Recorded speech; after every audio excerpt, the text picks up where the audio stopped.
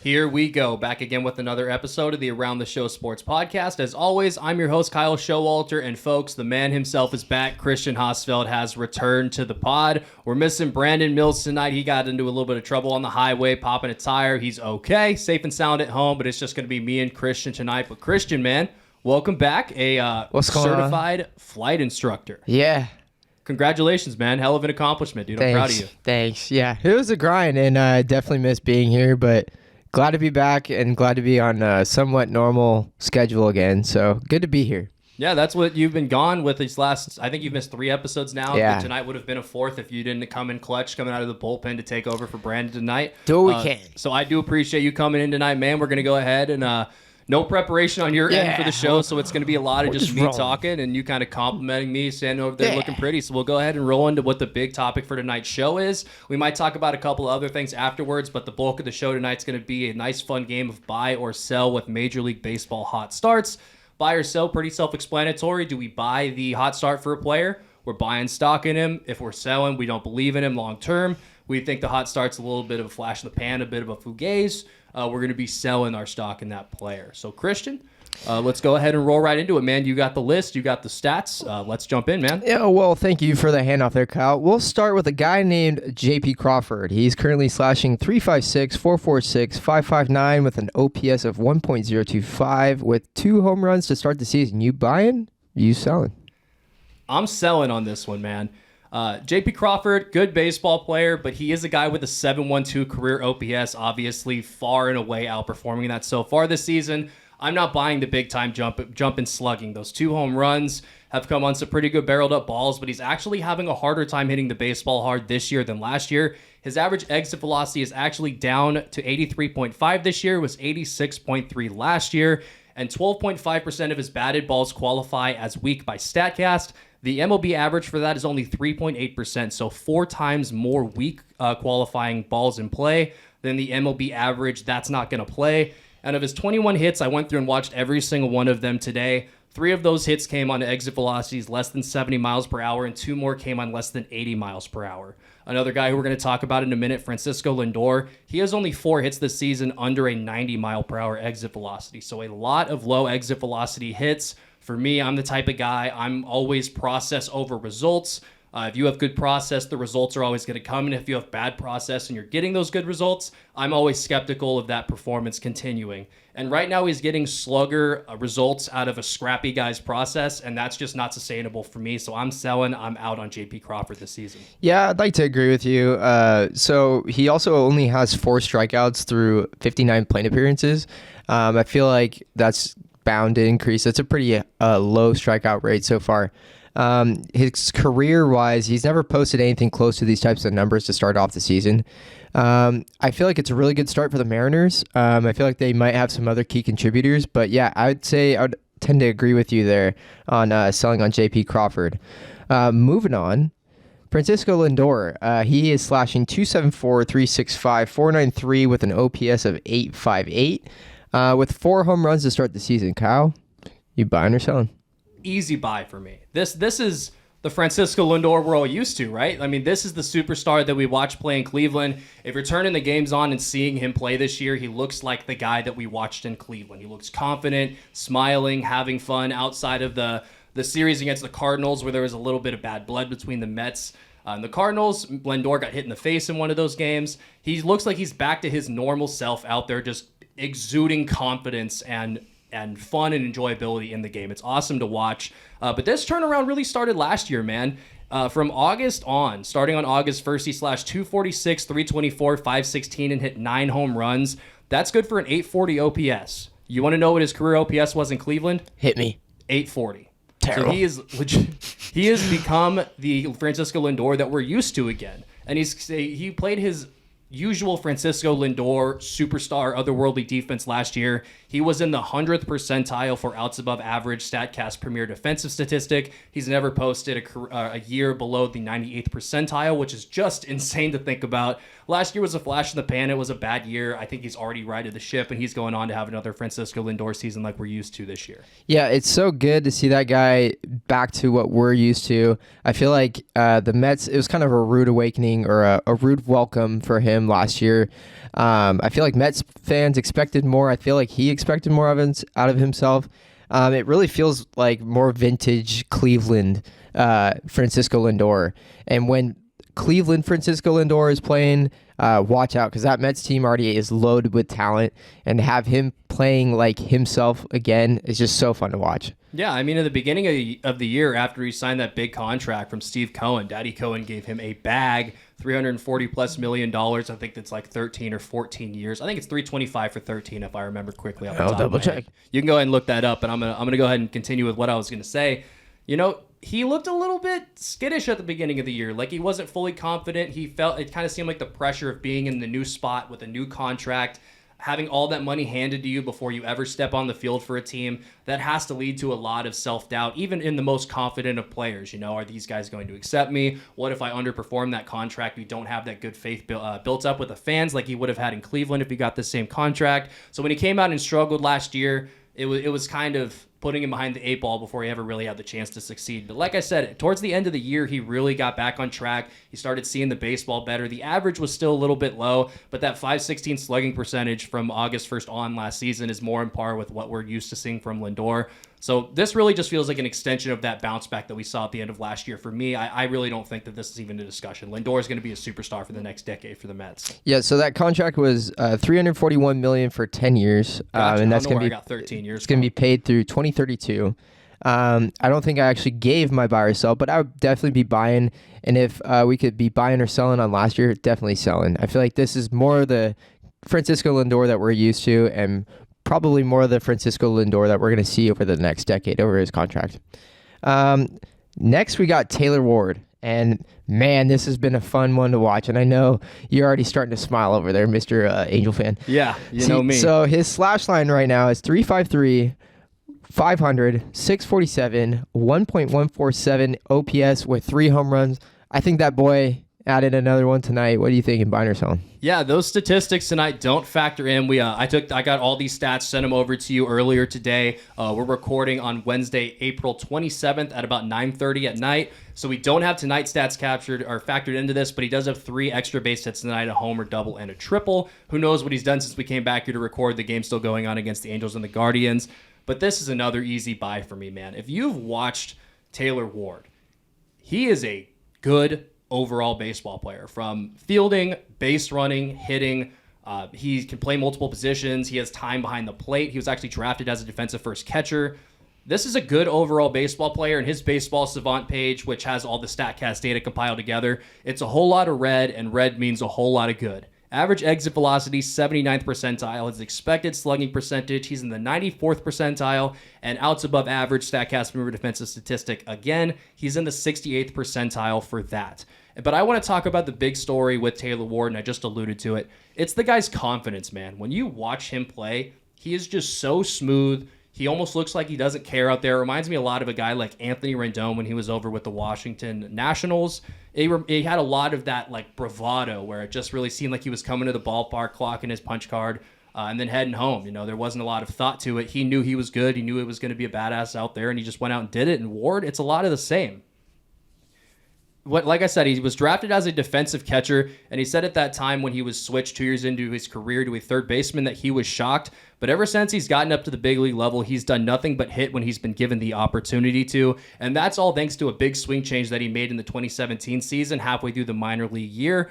He slashed I think 270, 350, 450 the remainder of that minor league season. I have to go back and check those numbers to make sure that those are right. But that swing has given him the confidence to go be Taylor Ward. And I think that's obvious when you watch him play. He's walking more than he strikes out so far this season, a 10-9 ratio. And that confidence carries over into the outfield. If you watch him stare down these fly balls, it's very much just like tracking it into his glove very nonchalantly. He's just Mr. Cool out there. And I think Taylor Ward, I mean, we watched him tonight. You were in there when my dad and I were watching the game where he just hit the triple tonight. He's just a stud, man. He's the everyday right fielder for the Angels going forward. He's hitting leadoff for them. He bumped Shohei Ohtani down in the lineup. There's a lot to like about this guy. Obviously, as an Angels fan, I'm super high on him. But I'm buying this hot start. He's not going to hit 350. He's not going to have a 500 on base percentage. But if this guy hits 280 with a 350 OBP and slugs over 500, which certainly seems possible based on what he's doing so far. His slugging percentage is going to be up over the 700s after tonight's game. Watch out, man. This Angels lineup is going to get even scarier. Yeah, I think this is going to be the first one where I'm going to be selling. Man, but it's fun to watch this guy hit because he's on a heater. It's very evident. Over his past 7 games, this was before tonight, 19 plate appearances, 7 hits, 2 home runs, 4 RBIs, 6 walks also, and only 5 strikeouts. This guy is seeing the ball really well right now. He's hitting the ball really well. He's getting on base. He's doing damage. And that's not even factoring tonight where he has a chance for the cycle, knock on wood. He hit a grand slam correct tonight. Yep. And a triple. And I'm sure that scored runs too on that triple too. That was with the bases empty, but he ended up scoring off of an Ohtani. So he's on an absolute heater. He's seen the ball really well. I feel like this is just more of a case of he's on an absolute hot streak. Maybe similar to like what Seiya Suzuki has been the first 2 weeks of the season. He's kind of slowed down a little bit here. But man, if the Angels get anywhere close to this type of contribution from someone they really weren't expecting on to start the season, I don't think many people were expecting Taylor Ward to be a huge contributor to that lineup. We all thought of Ohtani, Trout, their rookies, Adele and Marsh as the names that came to my head immediately. And then pitching from Noah Syndergaard, those were the names that I was thinking of to start the season for the Angels. If they get anywhere close to this production from Taylor Ward, the sky's the limit for this team because there's just too much talent. I didn't even mention Rendon. There's just too much talent on this roster to be getting this type of production from somebody they weren't even counting on. Yeah, I mean, it's definitely, I get what you're saying. Like, obviously, like, even if I was buying J.P. Crawford, I wouldn't imagine he's going to have a 1 OPS at the end of the year. That's just not the kind of hitter he is. Taylor Ward's not going to have a 1 OPS, even though it's sitting up over 1-2 tonight, I'm sure, after all the extra base hits. But he could have an OPS 850, 900, somewhere around there. That's a very productive ball player. I'm buying all of that. I'm selling a 1.1 OPS for him for sure. But ridiculous. Unless you're Mike Trout, Barry Bonds, David Ortiz in your last season somehow, like you're just not putting up that good of a season OPS wise. That's reserved for the truly greats, the elite of the elites. Yeah, it's. I mean, I'll appreciate it for what it is. I just feel like over the course of the season, are his stats going to look like maybe what they did last year or the year prior, or are they going to look more of how he started this season? I feel like it's probably going to look like his previous past production than it is now. But man, is it fun to watch this guy because you can tell this guy's seeing the ball good. He's hitting the ball good. I mean, the production and just the energy he's providing that lineup. When you have another teammate just on an absolute heater, that just does wonders for the rest of the lineup. You're feeding off that energy. The Angels as a lineup, as a team, are just soaring on high right now. And I feel like Taylor Ward is a big part of that. This guy is just doing all sorts of production for that team. Yeah, absolutely. I mean, I guess we can just roll over into the next thing then, since we're talking about how hot the Angels are. Christian, how about you go ahead and put up on a tee for that next thing that we're talking about? Angels. So far, they're 11-7. They're currently beating the Guardians right now, so we can expect them to be 12-7 after tonight. Are you buying or selling this hot start for your Los Angeles Angels? Well, considering I picked them to win the division at the beginning of the year, I'm buying this because obviously I did. I picked them to win the division. Yeah. We can go back and look at one key thing, and it's the big thing everybody's been saying for years. What did the Angels go out and do this offseason? They spent $120.5 million on just pitching. That is split between a bunch of contracts. The main ones are Noah Syndergaard, 1 year, $21 million. Michael Lorenzen, 1 year, $6.75. Raisel Iglesias, 4 years, $58 million. And then some bullpen help with Aaron Loup getting 2 years and $17 million. Ryan Tepera getting 2 years and $14 million. And Archie Bradley getting 1 year and $3.75 million. Now, Archie Bradley struggled a little bit, but the rest of these guys have really performed. The 5 outside of Bradley have combined for 57.1 innings pitched, a 2.04 ERA, and a 7.5 strikeouts per 9 ratio to a 2.4 walks per 9 ratio. That is elite level pitching, and that is just from 5 guys on the staff. And those guys have helped the Angels already pitch 3 shutouts this season, 2 of those against the Astros, and they could have had a 4th if Jose Ramirez didn't hit an RBI double on Tuesday night's game.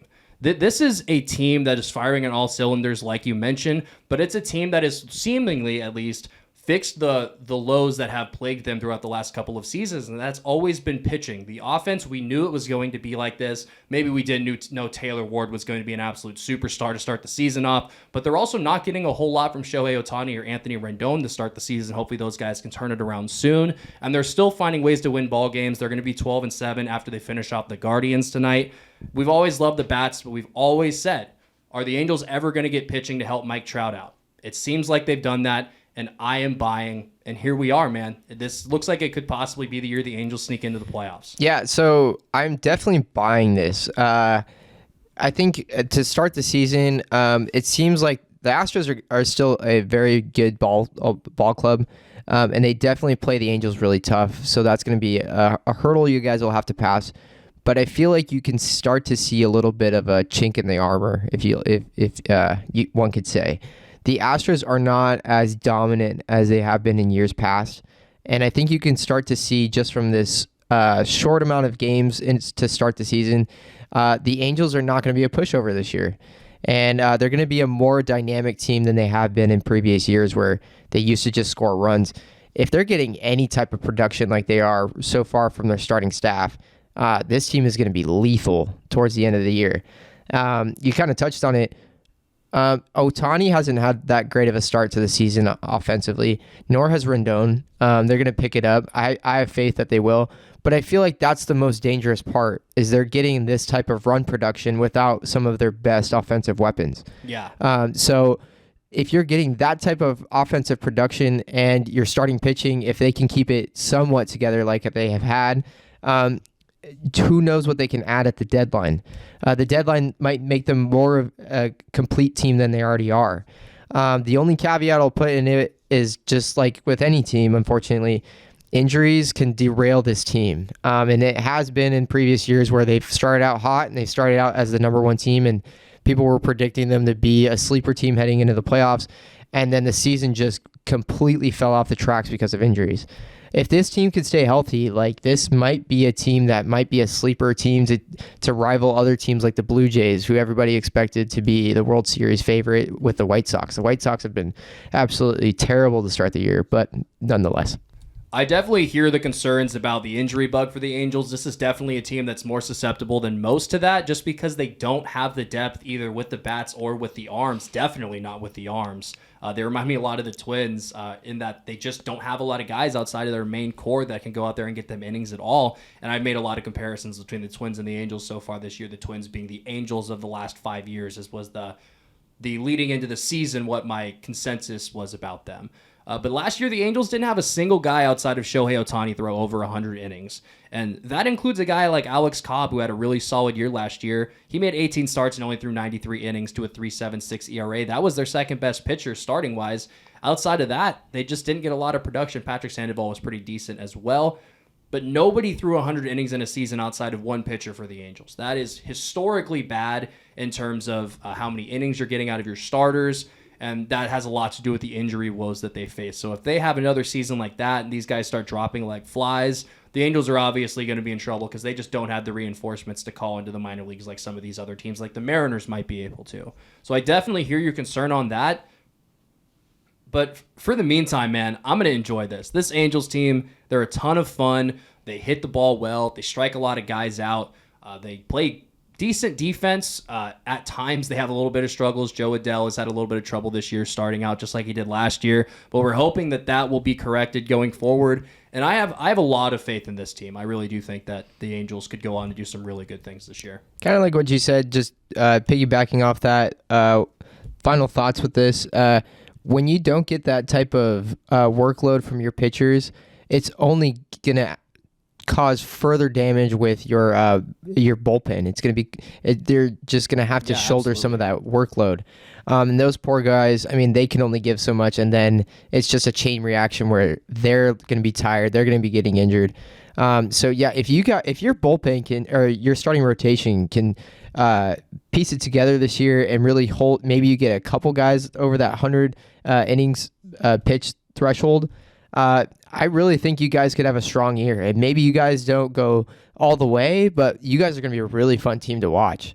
And yeah, like I said earlier, if you guys have this same momentum and the same positive offensive just wrecking ball of a team heading into the deadline, you guys might go out and get another starting pitcher, and then watch out for you guys. Yeah, there's definitely a team like Cincinnati is looking to offload Luis Castillo and Tyler Mahle still. So, I mean, there's still guys out in the market that the Angels would surely be interested in. Mainly Luis Castillo would be the guy that I think Angels GM Perry Manasian would go ahead and take care of and go out and get. Before we head over to the last thing we're going to do for buy or sell, I want to put you on the spot a little bit.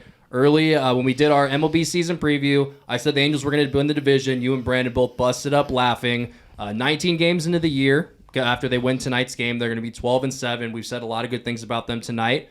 What do we think about them possibly winning the division? They're tied for first with the Mariners after the win tonight. Curious to see if you've maybe had a change of heart, if maybe what you've watched so far has changed your mind a little bit, or if we're still thinking the Mariners, the Astros are probably going to win the division. I will still stick by my side. I think with just baseball is just so hard to predict because it's so long. And just for example, the Braves of last year, they were literally 500 going into the trade deadline. It's really hard to predict these things. I just think the Angels are going to be one of those teams possibly where you have a really hot April. Maybe you guys start tailing off towards May and June and the dog days of summer. And maybe you guys pick it up back towards the back half of the year. I don't think I still stick by my guns. I think you guys will finish second or third. I think in my predictions, it was a coin flip for me between the Mariners and the Angels finishing in second. I'll still place my chips with the Astros. I think their roster is just a little bit more talented. I think you guys are just playing really, really good baseball right now. But just like with anything in baseball, the ebbs and flows of this season is what makes this game a great game. Yeah, definitely. And I think I wouldn't be surprised if the Astros won it. I wouldn't be surprised if the Mariners won it. I wouldn't be surprised if the Angels won it at this point. It really is kind of like the AL East. I really do think there's three clear teams that could be the division winner, and we're splitting hairs in order to figure out what team that's going to be. Kyle, continuing on with surprising starts, at least to start this season. How about the Rockies, 10-7? You buying or selling? I'm selling this team. I said a lot of bad things about them during our MLB preview, mainly saying that I can't stand the organization as a whole, but I will give them credit. The Rockies have showed up to start this year. I'm just not buying that it's sustainable. I went and looked at their Fangraphs team page today, and their four most used relievers by games pitched all have an ERA of 3 or below, with only 1 home run allowed in 28 innings pitched. And may I remind you, these guys play at Coors Field for 81 games out of the season. I'm not buying that that's going to continue for a single solitary second. That is going to come crashing down to earth very quickly. And they also have 4 hitters with at least 50 plate appearances with weighted runs created plus over 140, meaning 40% greater than league average. And 3 of those guys are over 155, which is not sustainable for anyone, let alone a team that did not have anything close to that last year in terms of offensive production. I just don't see any scenarios where they are able to continue this over 162. They got Connor Joe with the WRC plus over 160 right now. Like, he's a good player. He had a 111 WRC plus last year, but that's not him. CJ Cron's not a 158 WRC plus guy. He's a good player, but that's not him. And we haven't even talked about the fact this team has to play the Dodgers, the Giants, and the Padres 19 times this season apiece. They're just not going to be able to keep this up over the full course of the season.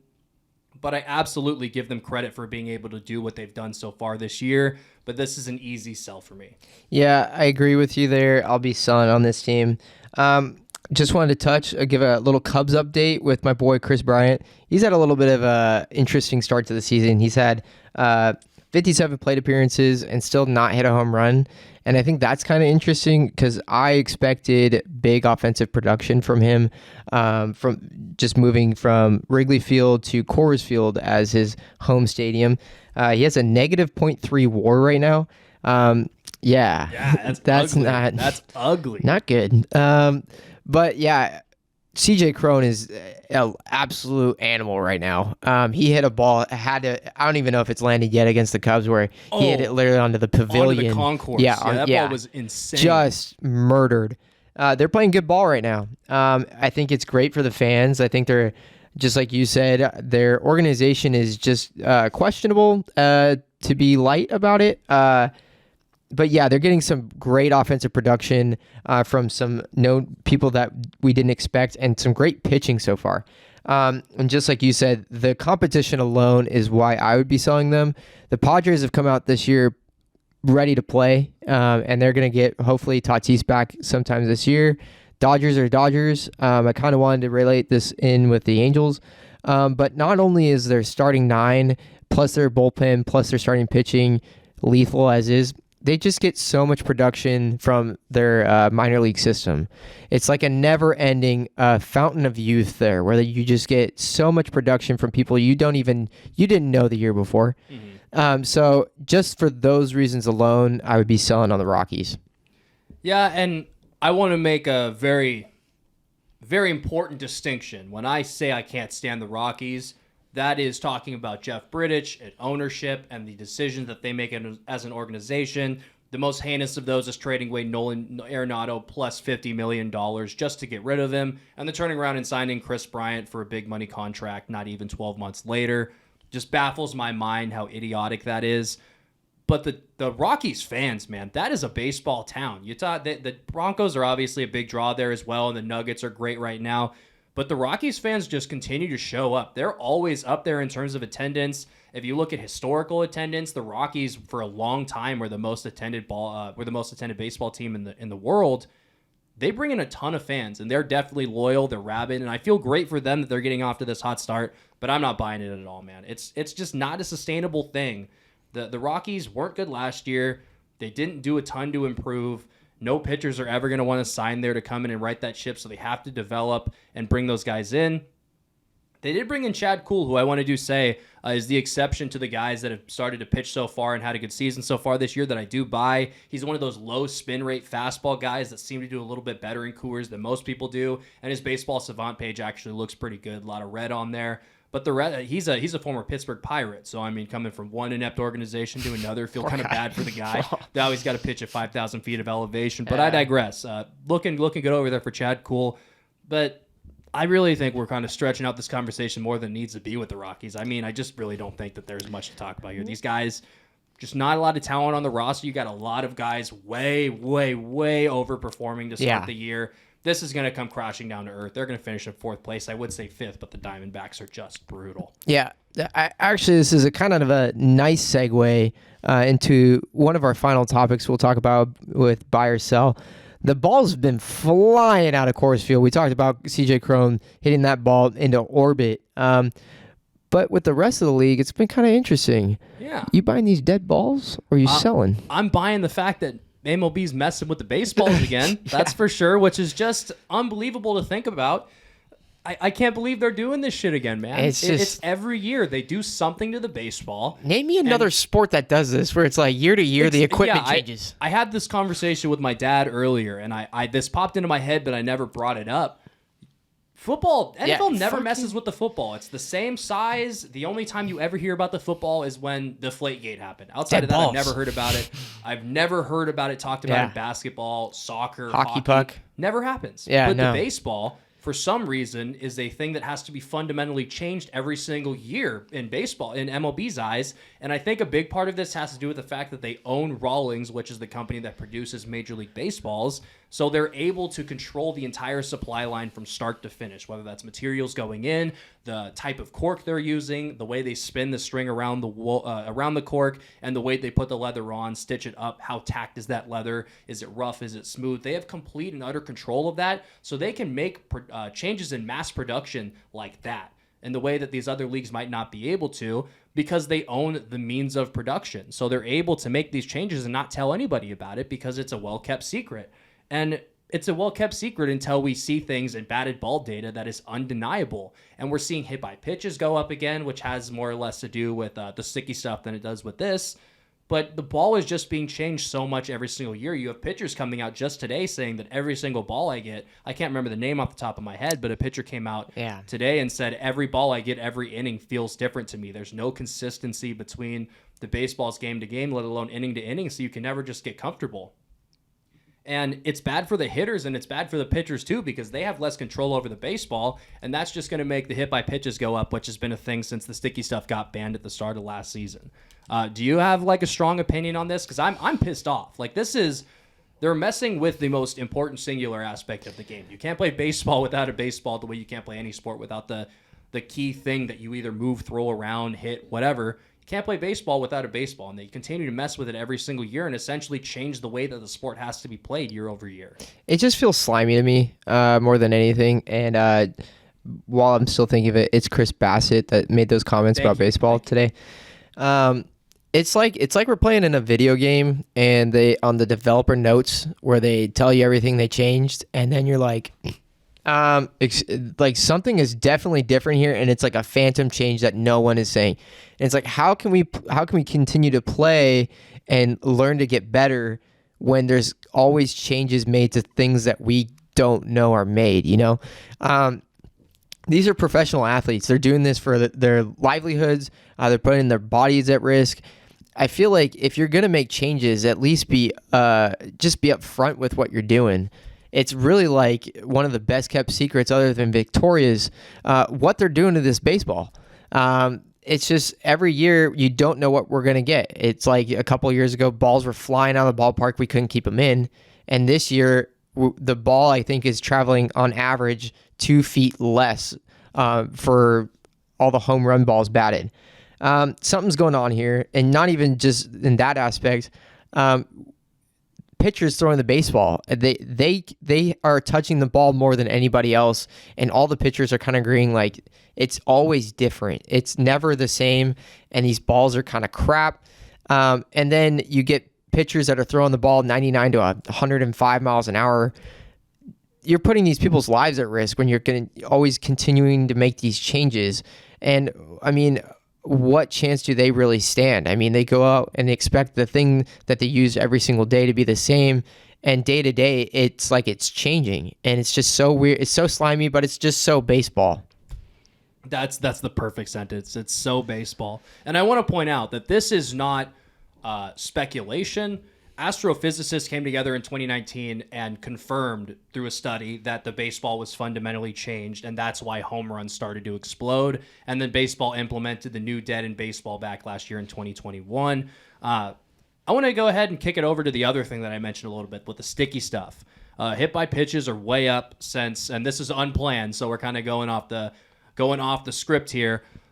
So hit by pitches are way up from the time sticky stuff was banned in mid-July of last year after the All-Star break. We saw Francisco Lindor get hit in the head. The bench is cleared in the Cardinals game today because of a pitch up at Nolan Arenado's head. Luckily, it missed him. Thank God. Never want to see the ball go up there around a guy's head. I think pitchers are soft for this kind of stuff that they're doing, throwing at guys. I've heard some rumors that they're throwing at guys trying to get those hit by pitch numbers inflated so that they can start using the sticky stuff again. I think I'm kind of being pushed in that direction. Like, there has to be some substance that MLB can research, create, and approve for pitchers to use that is going to give a negligible spin rate advantage while being able to help them grip the baseball better. There has to be something. There's too many smart people in the world. MLB has unlimited money. They have $1 bajillion sitting in the bank account. They can hire people to come in and figure this out, people that are way smarter than anybody in the league office. And they just seem to refuse to. There has to be something. I mean, sunscreen and rosin, maybe that's it, what they were using before Spider Tack came out. Maybe that's the solution, but they have to do something because we can't see superstar players like Nolan Arenado get buzzed around the dome. We can't see Francisco Lindor wear pitches to the nose.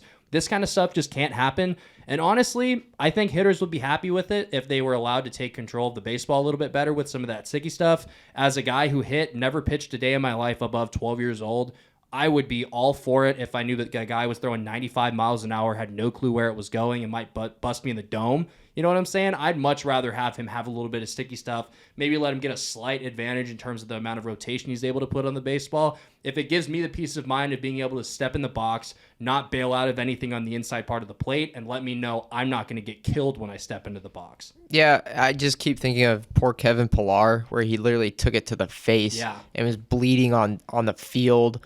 He had to have like immediate surgery on his face to repair the damages. Just stuff like this isn't good for the game. And I think everyone can agree that. It's just funny to me that like MLB and the owners and commissioner, they blame the players and it's like, oh, they're cheating. And it's like, well, you guys keep changing the ball. Like, what do you want me to like? I would like to not hit people in the face. I'm trying my best. It's like, oh no, you guys are cheating. And then, oh, it's the shift. That's why averages are down, or that's why we're hitting the ball for more home runs, is because we don't want to hit for singles and doubles. It's like, no, dude, you keep changing the game. Like we're just trying to play with what you give us. It just feels like so MLB, where it's like they throw the problem onto the players. The players have to adapt in some way, and then all us as fans or casual fans, all we have to see is really to blame the players. And it's like, oh, these people are buzzing players, and they don't have control over the ball because they're just throwing so hard, and it's no longer about pitching. It's just about throwing the hat. It's like the ball is always being fundamentally changed, and it's like the players, they're the ones that reap the consequences and the backlash from fans and the public, is because nobody really knows what's going on with the baseball until someone's taking it apart and doing astrophysics on how balls are being changed year after year. And it's like, okay, maybe there is something to this. So I'm definitely buying that. Yeah, I think Buck Showalter summed it up best. He came out and said something along the lines of a few bad apples last year, talking about the sticky stuff again. A few bad apples last year cheated a little bit too well, cheated a little bit too obviously, and it ruined everything for everyone. The guys who weren't taking advantage of Spider Tack were just using the sunscreen and rosin to get a better grip, not as performance enhancing as the other ones are, but definitely does help them control the baseball a little bit better and stay in the strike zone. It ruined their ability to do that, and now nobody has anything. Everybody's pitching naked, essentially, and that could be dangerous, man. When you got guys who don't know what they're doing that throw as hard as they do now, you imagine if Jordan Hicks didn't know how to find the strike zone. Guy throws 102 miles an hour. If one of those balls gets away from him and hits somebody in the head, even if they're wearing a helmet, you could kill somebody. Yeah, you can hit somebody in the rib, break their rib. They're out for 4 or 5 months if if they can't tolerate the pain. We just saw Mike Trout get hit in the hand with a slider, obviously a different situation, but hit by pitches in the hand seem to be way up over the last couple of years, and that's a huge threat for hitters. If you have your bottom hand get hit by a baseball, you're not going to be able to grip the bat and swing. Trout missed 4 games from taking an 80-mile-an-hour slider to his hand. You imagine if it was a 95-mile-an-hour fastball, probably would have broke something and it would have had to miss months. I mean, that happened to Ronald Acuna, I think, a couple of years ago. It's a really dangerous situation right now in baseball. And there's a laundry list of issues going on, from the baseball itself, the sticky stuff that pitchers are allowed to grip. Baseball's putting itself into a bad situation, it feels like, again, right after they won some good grace back by getting us a full 162-game season. So I really do hope that they're able to figure their shit out and put a better product out there on the field so we can have a little bit of peace of mind going forward with it. And one more thing that's completely unrelated but pissed me off so far this year. What the hell is going on with blackout restrictions? Like, now we got freaking Apple and Amazon bidding for games. Oh, yeah. Even when you're in the market, you can't watch the game. It's like, you guys don't want me to watch baseball. It's like, it's so hard to watch a freaking game like nowadays. It's like, you finally get some time off on a Friday. You want to decompress. You want to watch the team that's local to Apple. Yeah. It's just like, that's just a topic for another day, but thought I would add that in there. Yeah, definitely taking away the everyday person's ability to watch your game, especially when it's a game that is viewership decreasing around the league. Probably not a good decision.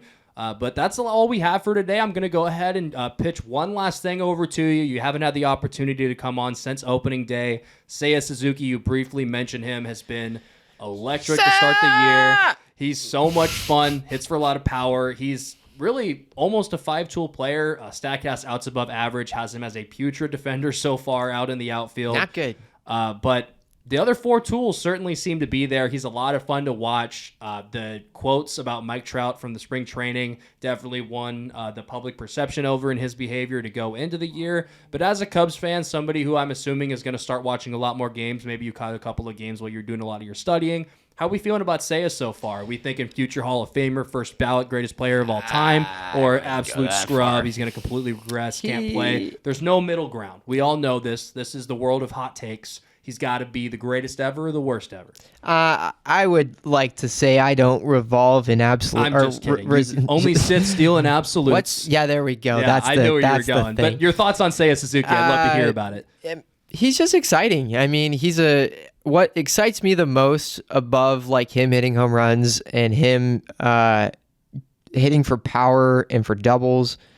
I just love his plate discipline. And I think that's just such a kind of a lost art in nowadays with the strikeouts being so high. But to see a guy have absolute command of the strike zone, he's been striking out more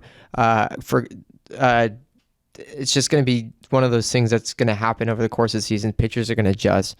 But for the most part, his plate discipline and his complete command of the zone has been the most fun for me to watch. Where you know whatever is going to happen, he's going to give you a professional at bat. I feel like a lot of people expected there to be more of a learning curve coming over from Japan. It doesn't seem like there's that much of a learning curve for him, and he's doing pretty well. He has cooled off a little bit here in the past few games, but I think he's going to be a key contributor for us in the coming years. I don't think we're going to be competitive enough to play for anything, but he makes games worth watching, and he's a fun player to watch. And yeah, I think as the Cubs get younger and we're going to keep bringing up talent over the next couple of years, I think he'll be a nice little piece. He won't be, probably by the time the Cubs are ready to compete, he's probably not going to be that middle of the lineup guy that he probably is right now. But he's fun, and it makes Cubs games fun to watch. Yeah, slashing 327, 463, 635. That's a 1.097 OPS. 206 WRC plus, 4 homers to go along with 4 extra base hits and 52 at-bats. And then, like you said, walking a lot. He's got 13 walks to 18 strikeouts. So doing a good job with plate discipline there, as you said. I think he's fun to watch, man. Yeah. His favorite baseball player is Mike Trout. He sort of reminds me a little bit of him in the way he goes about his at-bats, and I think that's the highest form of compliment you can give somebody. You mentioned he's always a professional at-bat. That is the biggest thing coming over that I think, and I've said this to you when we've talked about him off the air. That's the big thing for me that makes me say, okay, this guy's going to be a big leaguer for a while. He's not just going to be a flash in the pan. He's not going to be here for 2 years and then stashed on the bench like maybe Yoshi Tsugo, who's on the Pirates, is. This is a guy who's going to come in. He's going to take close pitches. He's going to spit on anything off the plate. And if it's in the zone and he has to swing, he's going to find a way to barrel it up and drive it. And he's going to hunt his spots and be able to take over at-bats in that way. He's a good at-bat, and that's the best thing that you can see when it's a guy coming over. The batted ball results are actually secondary, at least to me for that. I'm always process over results. And Seiya Suzuki, the process screams that this is going to be a sustainable thing for him. Maybe he's not going to have a 1.097 OPS, but he doesn't have to. If he's a 850 guy, that's a huge win for you guys in the contract. I think it's $15 million a year. I was going to just bring that up. I think it was 5 for 80. We'll say 85. We'll say 5 for 85. That seemed rich at the time, but for what we're getting out of him, I feel like that's an absolute deal. You just don't get that type of production for guys for less than 20 mil. Was it close? It was 5 for 85. Yeah. Yeah. So I feel like a lot of people were like, yeah, you can't give that type of money to a Japanese player. There's going to be a learning curve, and you don't know what he's been everything that you could have hoped for at this point in the season.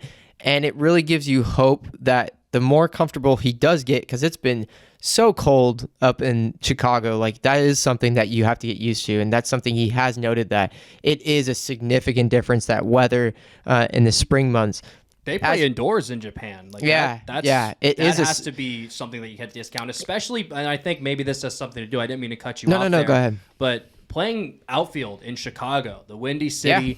I've watched a couple of games where the wind's been howling out there in Chicago. Crapshoot. Not as bad as the White Sox game that I saw a couple of days ago against the Mariners. That was absolutely insane.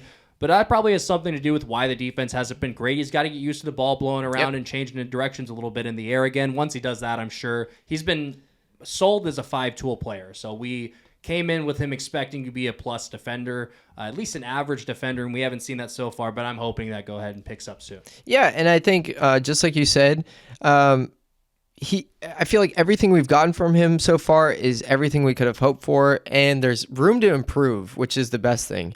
There's definitely areas he can improve, and as pitchers start to settle in on him, maybe he gets settled in more into the U.S. The way the U.S. works. As the temperatures start getting warmer, just the sky's the limit for this guy, and it just makes me happy because it gives me something to watch. Last thing we'll talk about before we go, NFL Draft is going to start 5 hours after this episode drops on Thursday. Who you got going first overall? Who do you think the first quarterback taken is? That's what me and Brandon talked about yesterday. Or who do you think should be in either of those situations? I'll say, not who do you think it's going to go? I wish it would be the fella out of Michigan, Aiden Hutchinson, correct? Yes, sir. Yes, sir. Nice. Yeah, I feel like he should be number one. Guy's an absolute animal. I feel like it happens every year where some guy gets a bad rap about him that he maybe didn't deserve, and analysts are looking too far into something. I think this guy's going to be an absolute star in the league. I wish he was I don't think he's going to go number one, but I wish he would be. And then the first quarterback taken, I think, I don't know, that's a tough one. That's a tough one. I was going to say Pickett, but over the last couple of weeks, it seems like there might be, is his name Malik? Malik Willis is the guy it seems to be trending towards. It seems like Malik Willis has just some of those intangibles that the league seems like they are trying to. He has some of the intangibles. The physical characteristics, I think, is what you're talking about. Yes, thank you. It just seems like he has too much of those physical characteristics, and his ceiling might be a lot higher than some of the other prospects. It's just he's so raw at this point. Yeah. But I think you bet and you gamble on how high his ceiling could be, and you live with how low his floor is right now. What do you think? I mean, we talked a lot about it last week, so I'll keep it brief. But I think if he hits, he's going to be Patrick Mahomes and Lamar Jackson rolled into one, which might be the scariest thing possible for opposing defenses. I don't think he's going to hit. I said last week I don't think he's a first rounder, and I stand by that. I think he's going to be a lot closer to his floor, which is a guy who relies on his athleticism a little bit too much, who doesn't process the field well enough. He reminds me in terms of how he goes through his reads, he reminds me a lot of a Mitchell Trubisky, which is not company that you want to be in. But he obviously has unbelievable physical characteristics, and I said that last week when I was kind of going on my little tangent about him. He can throw the ball as good as anybody. He can run probably better than anybody outside of Lamar Jackson in the NFL. But at the end of the day, the most important part about playing quarterback is going through your progressions, throwing the ball on time to the open receiver the way that your coach draws it up for you, and not fucking up and throwing it to the other team. He does a lot of things that give me a lot of pause and think he's going to be throwing it to the other team way more often than he should. So for those reasons, I think I said Ritter last week, and I think I'm still sticking with that. I would take Ritter. I would take Pickett. I might even take Matt Corral over Malik Willis personally. But who knows? I might just be a hater. If Malik Willis hits, I'll be the first one to admit that I'm wrong. I think it'll be pretty obvious early on. But I don't think we're going to have to face our takes on this for a couple of years. He's going to get drafted and sit, I think. Most likely, I think if he does go first, it'll be 8 to Atlanta, and he'll sit those 2 years of Marcus Mariota's contract. Who do you think's going number one? I said Aiden Hutchinson last week should. It really does seem like they're trending more towards one of the tackles or another one of the edges. Kayvon Thibodeau's kind of re-entered the conversation. But I would take Aiden Hutchinson. I think he's the best all-around defender in terms of an edge rusher in the draft. I think he brings what some of the other guys bring as a run defender and what some of the guys bring as pass rushers into one player. He's crazy athletic, which he doesn't get a lot of credit for. But I just think he's a really, really good football player overall, and I think I'd pick him number one overall if I was the Jaguars personally. I'd build a defense around that guy. Last question before we wrap it up here. You think Debo Samuel gets traded? I absolutely do. I don't know if you saw the video of him in the club last night. The other night. Somebody held up a little VIP bottle service sign that said Debo's staying in San Francisco, and he looked at the guy into the camera and said, nah, just like this, waved his hand over his throat. I think that bridge is burned. I think he didn't like the way he was used. I think he demanded to get paid, and they were cautious about it. And he said, "Fine, I'm out." Then I had a lot to say about why I don't think it's the best career move for Debo, because I think he's not going to find what he has in San Francisco, and I don't think anybody's going to want to pay him for the role that he plays the way that he wants to get paid, because he's special because you can throw him in the backfield.